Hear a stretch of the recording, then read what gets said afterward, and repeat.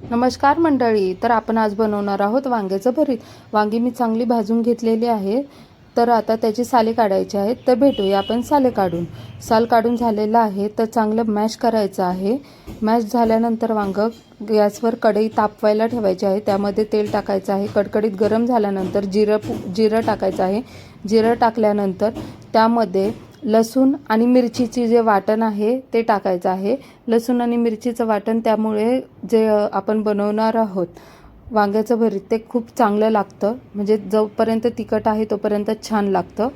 तर त्यामध्ये चांगलं मिश्रण एकत्र करून घ्यायचं आहे, त्याचा कच्चापण सगळा निघून गेला पाहिजे।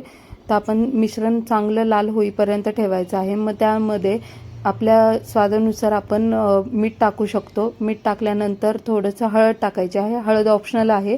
चांगला हलवून घ्यायचा आहे, म्हणजे एकजीव झाल्यानंतर त्यामध्ये मी मिरची कमी टाकली होती, त्यामुळे मी आता लाल तिखट टाकत आहे। लाल तिखट आपण आपल्या चवीनुसार टाकायचे आहे, जेवढं झणझणीत तेवढंच भरीत चांगलं लागतं।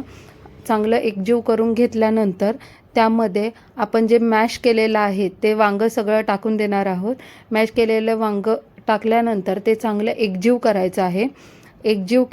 करायचं आहे, एक 5 मिनटं त्याला एकजीव करायचं आहे। एकजीव केल्यानंतर वांगं रेडी आहे, तर आपण बघू शकता वांगं तयार आहे। डिश आवडली तर नक्की लाईक आणि सबस्क्राईब करा। चला भेटूया पुन्हा एक नवीन व्हिडिओमध्ये।